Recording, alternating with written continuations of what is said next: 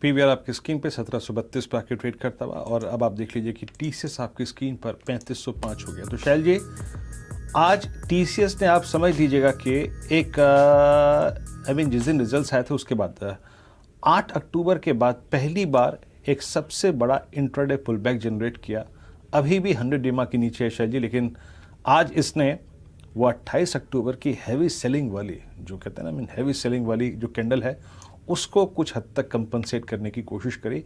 और अब सबसे क्रिटिकल लेवल जो रहेगा इसके चार्ट पे वो है 3515 3518, that is flat 100 day exponential moving average. एक स्टॉक और लेके आइए जिस पर सुबह अगर आप देखें क्वार्टरली नंबर्स के बाद बहुत ही नेगेटिव रिएक्शन आना था, बंधन बैंक। लेकिन बंधन बैंक ने भी अपनी बेस की ट्रैजेक्टरी से एक छोटा सा पुल बैक दिया। आपकी स्क्रीन पर 290 पर ट्रेड करता हुआ बंधन बैंक। शैल जी, चलिए 3:18 हम लोग बढ़िया मूव निफ्टी पर ट्रैक कर रहे हैं। 250 अंक ऊपर 17,926 के आसपास। छोटे मंझले खिलाड़ियों में आपको BHEL बहुत बढ़िया तरीके से 72 रुपए पर ट्रैक करता हुआ दिखेगा। और वीरेन जी, बहुत ही सरप्राइजिंग ये है कि बाजार में बंधन बैंक को 290 रुपए के आसपास अब दिन का उच्चतम लेवल दिया है। देखिए, नतीजे इतने खराब थे कि वो देखते ही बनते थे, और उन्होंने बहुत ही जबरदस्त तरीके से जितने भी एक्सपेक्टेशंस थे एनपीए को, उनको फ्रंट लोड कर दिया। दिन का लो है 273, और काउंटर अब आपको ट्रैक करता हुआ दिख रहा है 289.90 के आसपास। वीरेन जी, वैसे तो यहाँ पर टेक्निकल कॉल नहीं लेना चाहिए, लेकिन ये मैं स्क्रीन पर इसलिए मार्क कर रहा हूँ क्योंकि कभी कभी आप एक बढ़िया रिवर्सल ट्रेड आते हुए देखते हैं। तो ये फिलहाल सूरत हाल बाजार का, और आप शानदार मोमेंटम M&M फाइनेंशियल सर्विसेज में भी देख रहे हैं। NBFC स्पेस में, FNO में ये फिलहाल आपके सामने टॉप गेनर है। वीरेन जी, 3:20। जी हाँ, और शैल जी एक स्टॉक और लेके आइए, RBL। आपकी स्क्रीन पे नंबर्स हालांकि बहुत ख़राब थे, आप यकीन मानिए, और नंबर्स का रिएक्शन इस पर काफ़ी ख़राब था, और आप समझ लीजिएगा कि उसका पूरा इम्पैक्ट इस पर पड़ा। लेकिन ये भी छोटा सा पुल बैक देता हुआ और अब डे हाई की रेंज में आके ट्रेड करता हुआ। इंडेक्स चेक लेते हैं एक बार फिर से, 39,757 निफ्टी बैंक डे हाई पर एग्जैक्टली याद रखिएगा, उसी पॉइंट पे रुका जाके जो कि शुक्रवार का इंट्राडे हाई था 39,770। उसके बाद कुछ स्टॉक्स और जिन पर टिप्पणी लेना काफ़ी लाजमी हो जाता है, और वो है टाटा पावर। प्लीज़ डायरेक्टर साहब टाटा पावर लेके आइएगा। पिछले 10 मिनटों में टाटा पावर में भी एक मूव आया है, और आप समझ लीजिएगा कि NTPC, टाटा पावर, कोल इंडिया, ये 3 स्टॉक्स जो है वो फिर चलते हुए।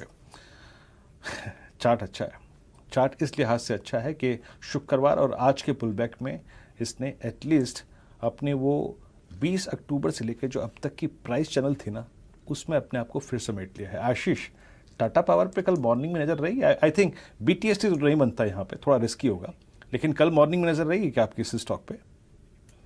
देखिए, फॉर्मेशन काफी अच्छा है वीरेंद्र। एक अच्छी बढ़त जो हुई थी, उसके बाद एक प्रॉफिट बुकिंग हुई, और अब एक बेस बिल्डिंग स्टॉक ने 219 220 की ट्रेजेक्ट्री में करना शुरू कर चुका है। मेरे हिसाब से तो स्टॉक का जो बेस है वो क्लियरली इंडिकेट करता है 218। कल के दिन में अगर से 218 के लेवल ब्रीच नहीं होते तो आप देखेंगे स्टॉक 248 से 255 की ट्रेजेक्ट्री में बहुत जल्दी धीरे धीरे करते हुए स्टॉक वहां पर आएगा। और अगर से आपको फ्यूचर्स में पोजीशन ना लेना हो तो मेरे हिसाब से ऑप्शन पे ध्यान दिया जा सकता है, क्योंकि इस तरह के ट्रेड में ऑप्शन काफी कारगर साबित होती है। तो 230 की कॉल ऑप्शन जो 12 रुपए पे समय ट्रेड कर रही है, उस पर ध्यान दिया जा सकता है rather than taking futures. Viren ji, मेरे ख्याल से बैंक निफ्टी पर चंदन जी को जोड़ना पड़ेगा। जो 40,000 की कॉल थी वो अब इन द मनी आती हुई, दिन का उच्चतम लेवल हम लोगों ने फ्यूचर्स में क्रॉस कर लिया है 40,040 आपके सामने। चंदन जी, आप कुछ बैंक निफ्टी की इस कॉल पर नवंबर 3 की टिप्पणी करना चाहेंगे? 40,000 की 236 पर अब। जी सर जी, सबसे पहले तो बैंक निफ्टी ने जो पिछले 4 दिन का लोअर लोज बन रहा था, लोअर हाइज बन रहा था, वो निगेट किया है। प्रीवियस डे का हाई था 39,775 और वो लेवल अभी निकाला है। तो कहीं ना कहीं वापस यहाँ पे बुल से थोड़ी फर्क में आने की ट्राई करेंगे, शॉर्ट कवरिंग होगी। तो बिल्कुल जो 40,000 की कॉल अभी जो 235-40 के आसपास है, उसमें अपना ट्रेड कंटिन्यू रखना चाहिए। वो नया ट्रेड भी किया जा सकता है। 170 का ट्रेलिंग करके आपको लगभग ऊपर में 350 तक के टारगेट इस 40,000 की 3 नवंबर को होने वाली एक्सपायरी ट्रेड में आप ट्रेड कर सकते हो। चलिए, तो ये आपके सामने एक बढ़िया ट्रेड स्क्रीन पर बनता हुआ दिख रहा है जो आप कैरी फॉरवर्ड कर सकते हैं।